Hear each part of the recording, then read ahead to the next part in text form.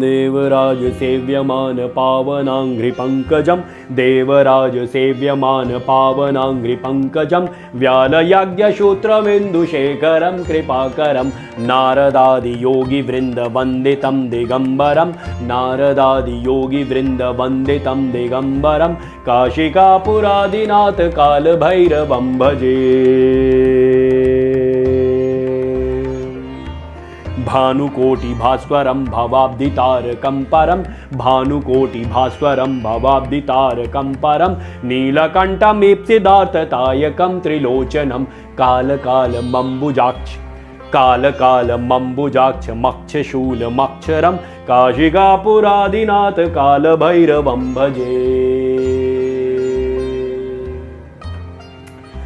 आप सोच रहे होंगे कि आज मैं ये काल भैरव क्यों भज रहा हूँ, और उसकी कुछ वजह है जो आज चर्चा करूंगा। वजह यह है कि कुछ लोगों का काल आ गया है और वो सनातन को इरेडिकेट कर देना चाहते हैं। उसी जमात से एक व्यक्ति और निकला जो वर्तमान में हम लोग के देश का एक सांसद है। सोचिए, भारतवर्ष, वो भारत भूमि का सांसद, और संसद में खड़े होकर ये बोल रहा है कि संस्कृत जो इतनी प्रिय भाषा है, अभी मैंने आपके समक्ष गाया, मतलब गा के ही अंदर से इतना मतलब मन प्रसन्न हो जाता है, आनंदित हो जाता है, ऐसा लगता है कि हम ईश्वर के एकदम चरणों में और हम मतलब आध्यात्म के चरम पे बैठे।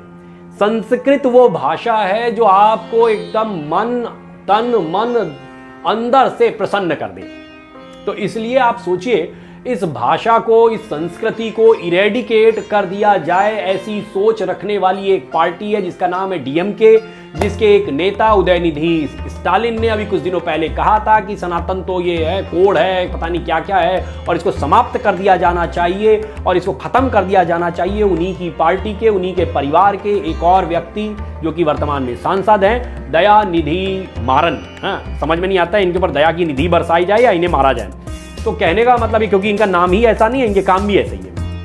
तो ये लोग इसको इरेडिकेट कर देना चाहते हैं, इसको समाप्त कर देना चाहते हैं। एक्चुअली इनकी समस्या ये है कि हो क्या रहा है, वर्तमान में देश का जो युवा है वो संस्कृत से जुड़ने लगा है, वो संस्कृत के श्लोकों का गायन करने लगा है, वो संस्कृत को समझने लगा है, वो संस्कृत को पुनः अपनाने लगा है, अपनी संस्कृति के और करीब जाने लगा है। आज आप देखिए, बहुत सारे YouTube चैनल, बहुत सारी ऐसी वेबसाइट जिनके ऊपर संस्कृत के इन श्लोकों को बाकायदा एक्सप्लेन किया जाता है, उनका अर्थ बताया जाता है। बहुत सारे लोग उसको अच्छे अच्छे तरीके से गा रहे हैं, सुरमय तरीके से, सुरमय लय। मैं देख रहा हूँ नए यंग बच्चे, ऐसे बहुत सारे बच्चों को मैं देख रहा हूँ कि हारमोनियम तबला लेके और संस्कृत के श्लोकों का गायन कर रहे हैं। बहुत सारे ऐसे लोगों को मैंने देखा कि जो कि संस्कृत के व्याख्यान के ऊपर काम कर रहे हैं। तो संस्कृत एक बार फिर से जीवित होने लगी है, और इसीलिए ऐसे बहुत सारे जो कीड़े मकोड़े होते हैं, राक्षस होते हैं, राक्षसों को ये बर्दाश्त नहीं होता है कि कहीं यज्ञ हवन कुंड हो, ऐसा कुछ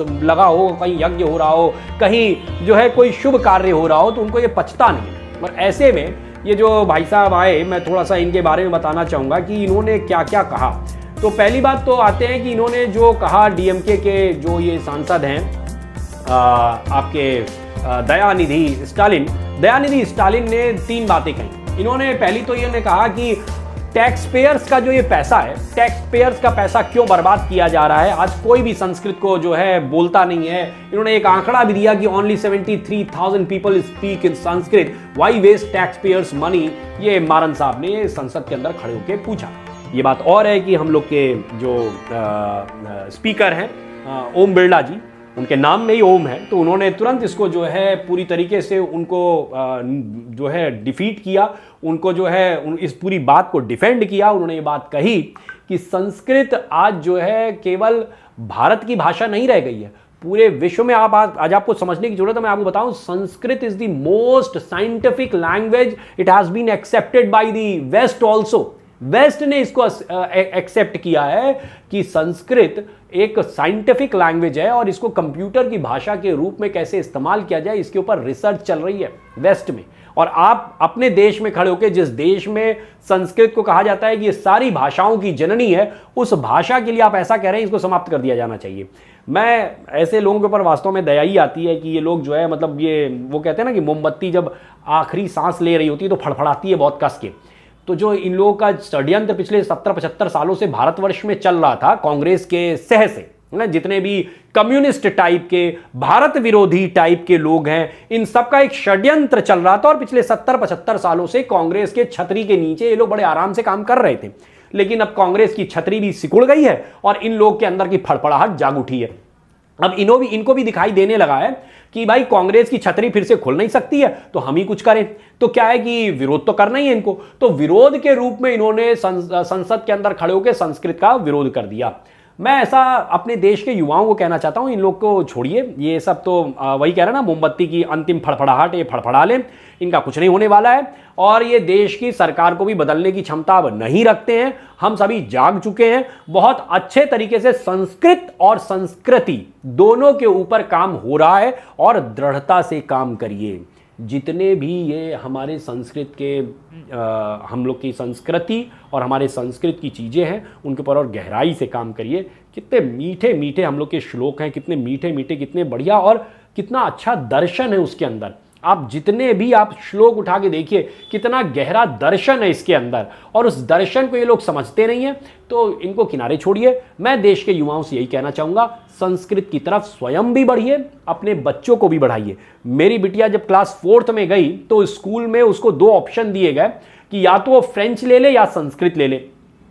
और चूंकि स्कूलों में एक ऐसा माहौल बना हुआ है कि हम बड़े एडवांस्ड हैं, इसके लिए दिखाने के लिए कि हम फ्रेंच ले लें, कई सारे बच्चे फ्रेंच ले रहे थे। मेरी बिटिया भी इस चीज़ के लिए वही कि मुझे फ्रेंच लेना है। मैंने उसे समझाया, बहुत समझाया कि बेटा फ्रेंच लेके करोगी क्या, फ्रेंच से तुम्हें क्या मिलने वाला है। बहुत प्यार से उसको समझाया। फिर उसको चूंकि बचपन से मैंने संस्कृत के बहुत सारे श्लोक याद करा रखे हैं, मैंने कहा संस्कृत तो तुम फिर भी थोड़ा बहुत जानती हो, कुछ बहुत चीजें समझती हो, फ्रेंच में तुम अभी कुछ भी नहीं जानती हो, तुम उसकी ABCD भी नहीं जानती हो, तो तुम्हें फ्रेंच एकदम स्टार्टिंग से पढ़ना पड़ेगा। जबकि संस्कृत जो है तुम काफी कुछ तो, मैं कह रहा हूं बहुत कुछ नहीं, लेकिन कुछ तो जानती हो। और दूसरी चीज, संस्कृत हिंदी की भी जननी है। आज अगर संस्कृत को तुम अच्छे से समझने लगोगी तो तुम्हारी हिंदी भी अच्छी हो जाएगी और इससे तुम्हें और आगे चल के फायदा ही होने वाला है, नुकसान कुछ नहीं होने वाला है। और अगर तुम फ्रेंच सीख भी जाओगी तो फ्रेंच सीख के क्या होने वाला है, बहुत ज्यादा अगर कल को कभी फ्रांस जाओगी तो वहां पे कुछ 2-4 बातें बोल पाओगी, इससे ज्यादा कुछ नहीं, और तब तक तुम भी भूल चुकी होगी। मैं IIT में था जब पढ़ रहा था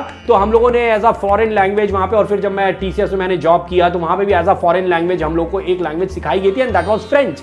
लेकिन मैं आज तक वो सब भूल चुका हूं। मतलब मैंने सीखी होगी सन 2006 में, लगभग 18-19 साल हो चुके हैं और मैं उस लैंग्वेज को भूल चुका हूं। बोनजूर वगैरह थोड़े बहुत शब्द याद होंगे लेकिन बाकी चीजें भूल चुका हूं, क्योंकि हमारे काम की चीज वो है ही नहीं। तो मैंने अपनी बिटिया को समझाया और बिटिया मान गई और उसने 4th में संस्कृत को ऑप्ट किया और बहुत अच्छे से वो पढ़ रही है और मैं भी उसे पढ़ाने में योगदान दे पाता हूँ। अगर उसने फ्रेंच लिया होता तो मैं क्या ही योगदान दे पाता। तो इसलिए मैं गार्जियन से भी कहना चाहूंगा, बच्चों को संस्कृत और संस्कृति दोनों से अच्छे से जोड़िए, उनके साथ लग के काम करिए।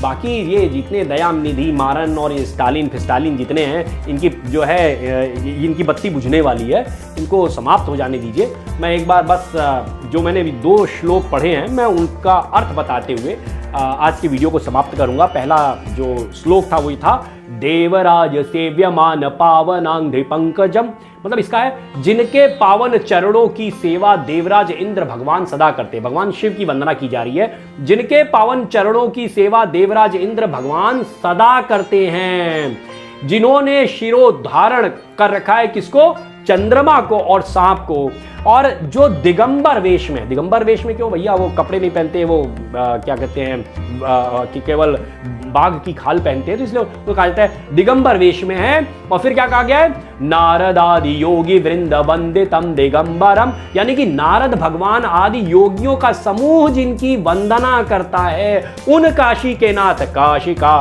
क्या कह रहे हैं हम लोग, काशी का पुराधिनाथ काल भैरवम भजे, उन काशी के नाथ काल भैरव को मैं भजता हूं। दूसरा श्लोक क्या था, भानुकोटि भास्वरम, भानुकोटि भास्वरम, यानी जो करोड़ों सूर्यों के समान प्रकाश देते हैं, करोड़, कोटि मतलब करोड़, तो जो करोड़ों सूर्यों के समान प्रकाश देते हैं, भवाब्धितारकम परम, भवाब्धितारकम परम, जो भवसागर से तारने वाले परमेश्वर हैं, जिनका कंठ नीला है और सांसारिक समृद्धियां प्रदान करते हैं, और जिनके नेत्र 3 हैं, 3 नेत्र, त्रिनेत्रम कह रहे हैं ना, नीलकंठ मीप सिद्धार्थ, दायकम त्रिलोचनम, है ना, तो जिनके जो नीलकंठ हैं और जिनके 3 नेत्र हैं, काल काल मंबुजाक्ष मक्ष शूल मक्षरम, काल काल मंबुजाक्ष, यानी ये कहा जा रहा है कि जो काल के भी काल हैं और जिनका त्रिशूल 3 लोकों को धारण करता है और जो अविनाशी हैं, उस काशी के स्वामी काल भैरव को मैं भजता हूं। काशी का पुराधिनाथ काल भैरवम भजे,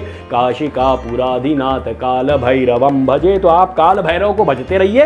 ये जितने भी दुष्ट प्रकृति के राक्षस हैं, इन राक्षसों का अंत उनका त्रिशूल कर देगा। जय हो भोलेनाथ की, हर हर महादेव, जय हो भोलेनाथ।